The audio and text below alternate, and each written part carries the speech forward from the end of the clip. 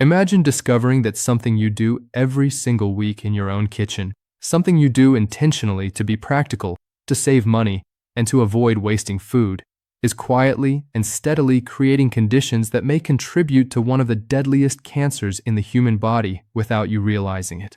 It may sound exaggerated, but unfortunately, it is not. There is a routine habit that hundreds of millions of people repeat every week without giving it much thought: reheating leftovers. What actually happens inside 5 very specific foods when they are heated for the second time is something most people go through life without ever being told. In the next few minutes, I will explain exactly which 5 foods can become the most problematic when reheated, what chemical changes may occur inside them when you press that button, and why these transformations have been discussed in relation to one of the cancers with the lowest survival rates in modern medicine, pancreatic cancer. I am Dr. Michael Kitt, and today I want to share something I believe everyone who cooks at home should understand. Over the years, I have spoken with many patients who received devastating diagnoses and asked a difficult question: why did nobody warn me about this earlier? Before we begin, there is something important to understand. The pancreas rarely gives early warnings. When it is being affected, it usually does not cause pain. It does not noticeably swell, and it does not send clear signals, while potential damage may quietly develop over months or even years due to everyday habits. By the time symptoms appear serious enough for someone to visit a doctor, the disease has, in many cases, already progressed beyond the stage where treatment can be highly effective. The 5-year survival rate for pancreatic cancer is under 12%. That number alone explains why the information in this discussion matters so much. At least 3 of the foods we will talk about may already be sitting in your refrigerator right now, waiting to be reheated later today. Let's begin with the one that will likely surprise many people, because it involves foods that the health and wellness world has encouraged people to eat more of over the past 2 decades. Think about those crispy golden fries left from last night, the ones you saved because you planned to finish them later. Maybe it is fried chicken wrapped carefully in foil because throwing it away seemed wasteful. Or perhaps a leftover spring roll sitting quietly in the corner of the fridge. What do most people do the next day? Often, it goes straight into the microwave. Sometimes it is placed back into a pan with fresh oil to make it crispy again. At that moment, a chemical process can be triggered in the food, one that the body has limited ability to defend against. Here is the detail that many people rarely hear. Cooking oils, especially common household oils such as sunflower oil, corn oil, and soybean oil, can become unstable when exposed to repeated heat. When these oils are heated again, they may undergo oxidative breakdown, which can lead to the formation of compounds known as aldehydes. 2 of the most concerning compounds have complex names, for hydroxynonenal and malondialdehyde. You do not need to memorize these terms, but understanding their effects is important. Compounds produced from overheated oils can contribute to the formation of free radicals. Free radicals act like tiny sparks released from a spreading fire. Each one is small, but they move unpredictably and can interact with healthy cells, damaging cellular structures, including the DNA that instructs each cell how to grow, when to stop, and when to die as it normally should. When this cellular code becomes damaged repeatedly, cells may stop responding to normal signals. Instead of behaving as they should, they may begin to multiply uncontrollably. This process is one of the ways cancer can begin to develop, and this is where the situation becomes especially concerning. Your pancreas is one of the organs most sensitive to this type of damage.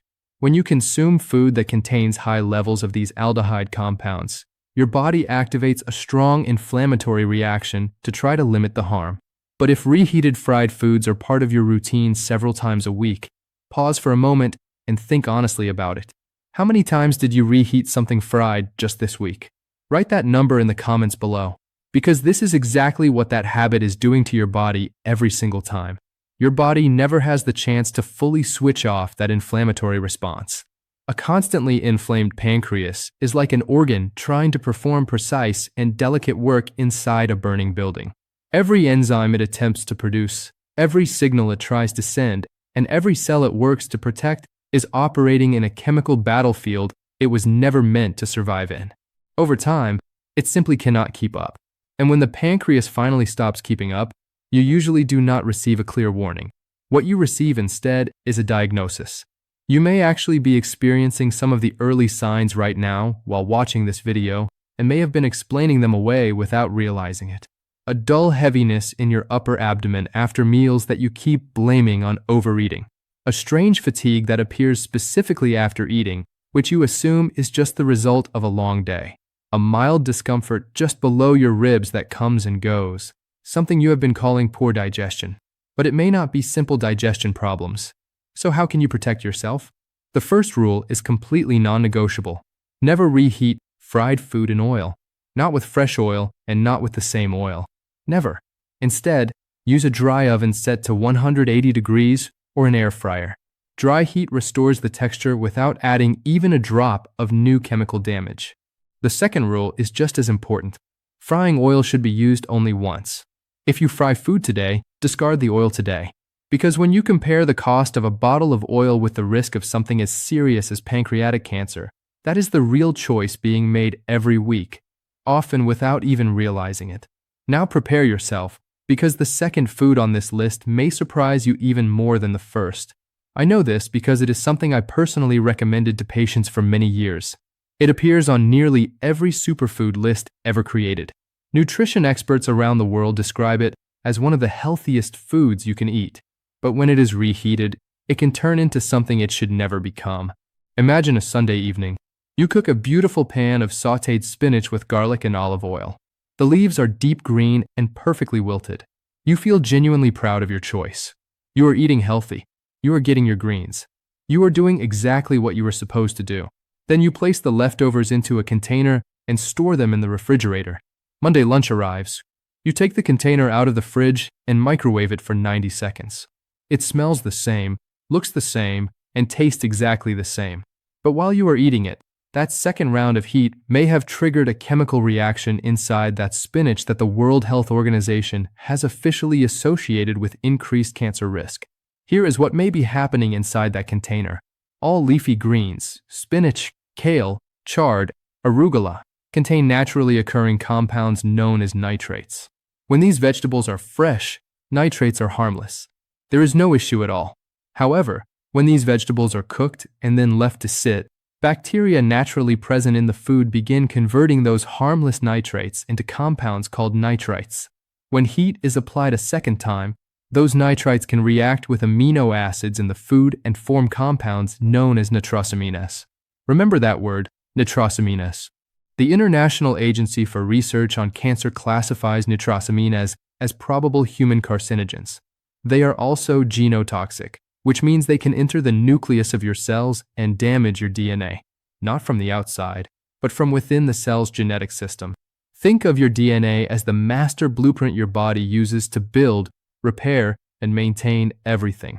Nitrosamines act like someone entering that blueprint room every few days and quietly adjusting one measurement or removing one instruction. Your body's repair systems correct most of these changes, but not every single one. Over months and years of repeated exposure, the accumulated changes in that blueprint may start producing cells that do not function the way they should. Now consider your pancreas in particular. After nitrosamines enter your bloodstream from reheated spinach, they travel to many organs that blood reaches. The pancreas repeatedly participates in detoxification processes week after week, which may expose it to ongoing biochemical stress while dealing with genotoxic compounds. Think about your own routine for a moment.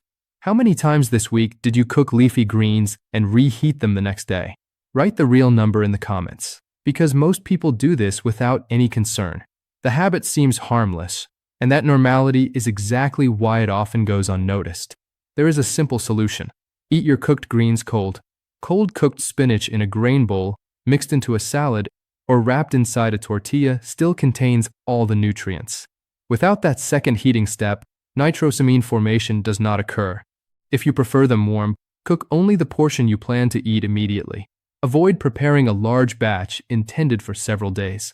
And if reheating is necessary, do it only once. Each additional heating cycle can increase nitrosamine formation. That is not a metaphor, it is basic chemistry. Now let us move to the third food, and this one may be the most surprising example today because it appears completely harmless. It has no strong smell, no strong taste, and the potential risk inside it cannot be detected by any of your senses. Think about the pot of rice you cooked a few days ago. Perhaps you made a large batch because it is more convenient that way. Since then, you have been reheating portions every day. This is common practice in households around the world. However, inside that rice, from the moment it stopped cooking and began cooling, a biological process may have started that many people have never been warned about. Meet a bacterium called Bacillus cereus. This organism can be present in raw rice purchased from almost any supermarket in the world. Cooking usually kills the active bacteria, but it does not destroy their spores.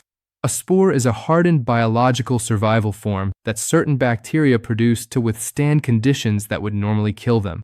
Boiling water cannot easily destroy these spores, and typical cooking temperatures often leave them unaffected. As a result, they can remain dormant in your fully cooked rice, completely invisible and impossible to detect through smell or taste. They simply wait for the temperature to drop into their preferred growth range, which is often the temperature of your kitchen counter while rice cools after cooking. When that temperature falls into the right range, the spores become active. They begin multiplying and producing toxins. Here is the detail that matters most. One of these toxins is heat stable. When you microwave that rice the next day, the live bacteria may be destroyed. However, the toxin they produced earlier during multiplication is not removed by reheating. Your microwave cannot neutralize it. The toxin survives reheating intact and enters your body unchanged. Think of it like this. Imagine a factory secretly producing toxic chemicals in your basement. Eventually, you discover it and shut it down. Every machine is turned off and production stops. But the barrels of chemicals produced before the shutdown are still sitting in the warehouse. Those barrels do not disappear simply because the factory stopped operating. Your microwave may stop the cooking process, but the bacteria could already be on your plate and you might be ready to eat them. Now, let's look at the pancreas connection. Continuous low-level exposure to these toxins, even when it doesn't cause obvious food poisoning every time, can lead to ongoing, low-grade inflammation in the gut. Researchers have clearly identified what is known as the gut-pancreas axis. Your gut and pancreas share blood flow, lymphatic drainage, and inflammatory signaling pathways. When the gut stays inflamed, it sends those inflammatory signals directly to the pancreas every time. Think about this for a moment. How many days has the rice in your refrigerator been sitting there right now? 1 day, 3 days, maybe a full week? Share the real number in the comments, because that number reflects the level of risk you may have been accepting without realizing it. Now for the solution. Cool cooked rice within 1 hour after it finishes cooking. Spread it out in a wide, shallow layer instead of piling it deep. More surface area allows it to cool faster, which means less time for bacterial spores to activate. Eat it within 24 hours. When reheating, make sure it becomes fully steaming hot all the way through. Then finish it completely. Do not return it to the refrigerator after reheating it once. These guidelines are not difficult. They are simply rules many people were never taught. Now, the fourth food. Almost every household eats this several times a week. The concern here comes from a specific characteristic of a very common kitchen appliance that can create invisible pockets inside food, areas that appear perfectly safe from the outside. Imagine this situation. You cooked roasted chicken thighs last night, golden brown and fully cooked. You placed the leftovers in a container and stored them in the refrigerator. The next day at lunch, you take 2 pieces, put them on a plate, microwave them for 2 minutes, touch the outside, notice that it feels hot, and begin eating. This routine happens in millions of homes every week.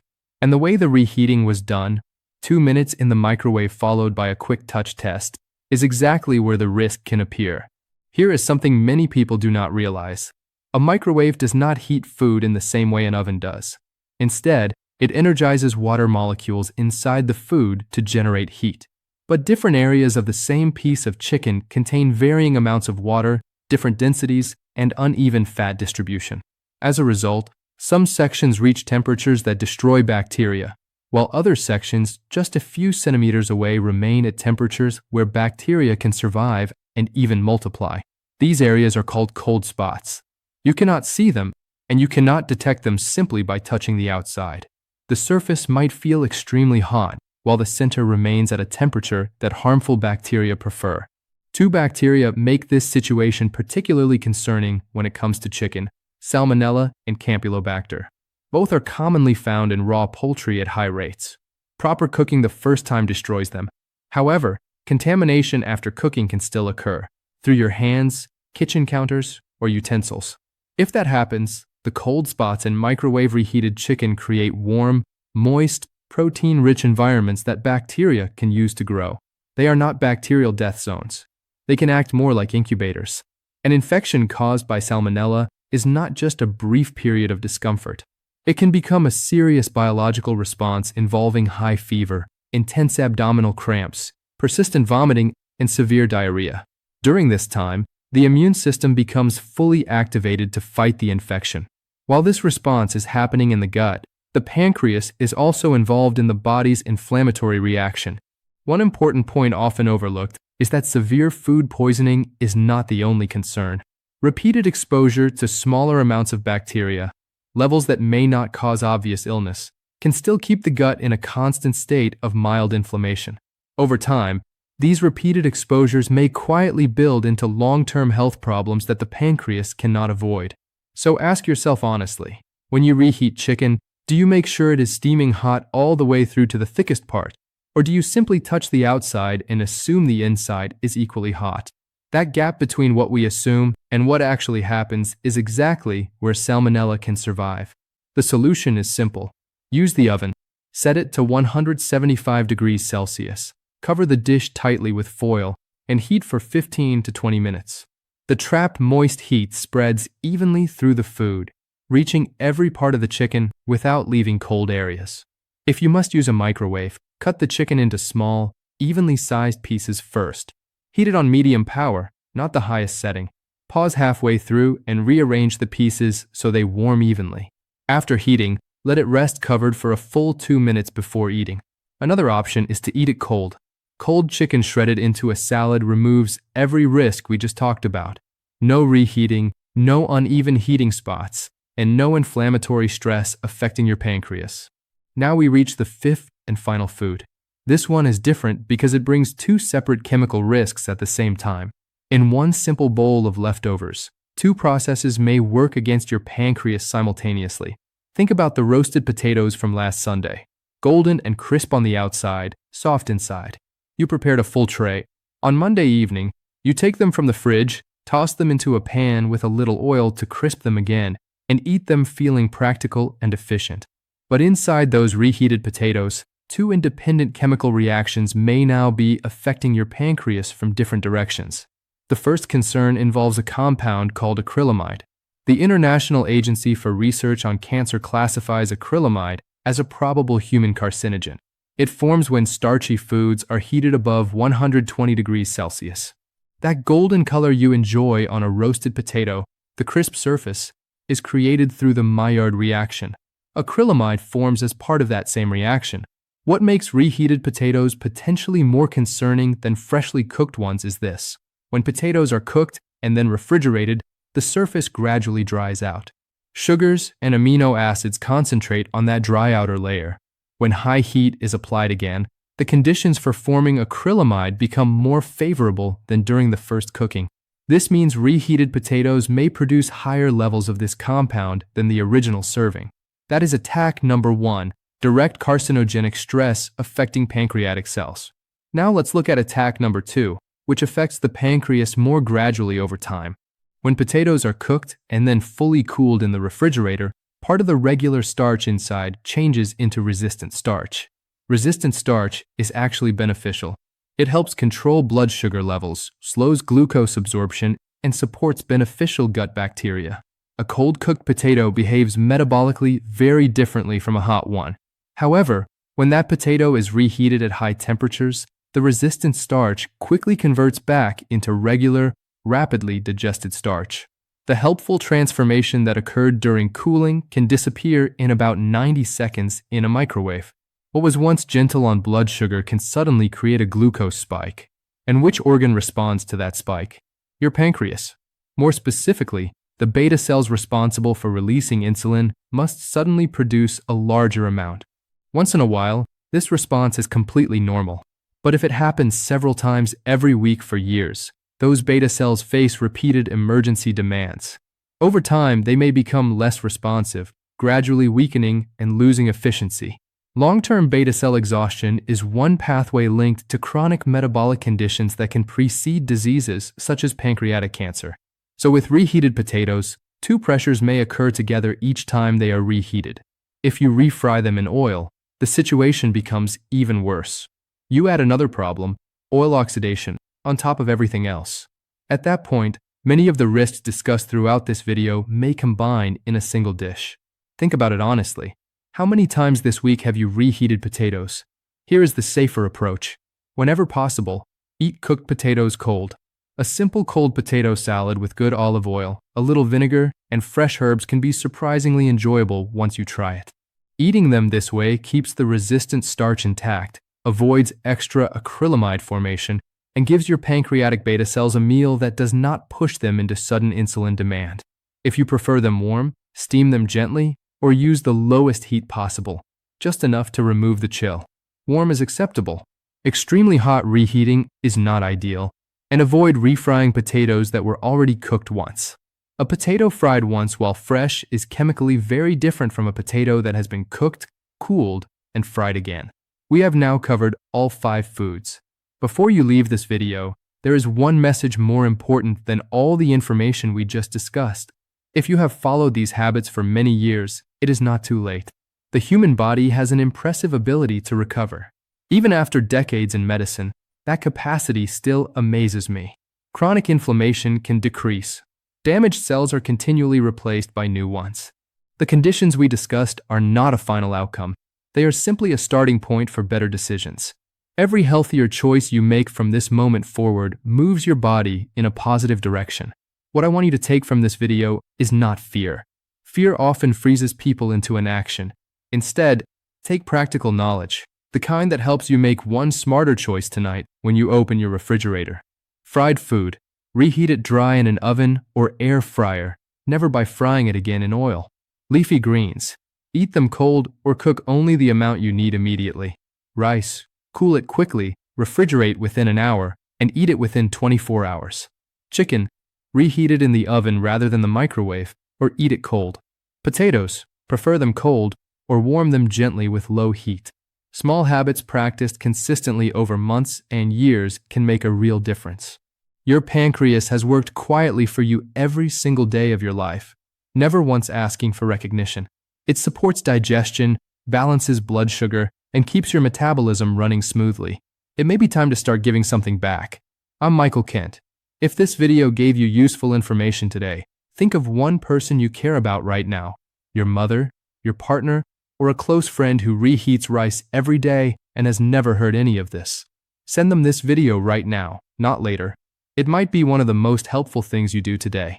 Take care of yourselves, and I'll see you in the next video.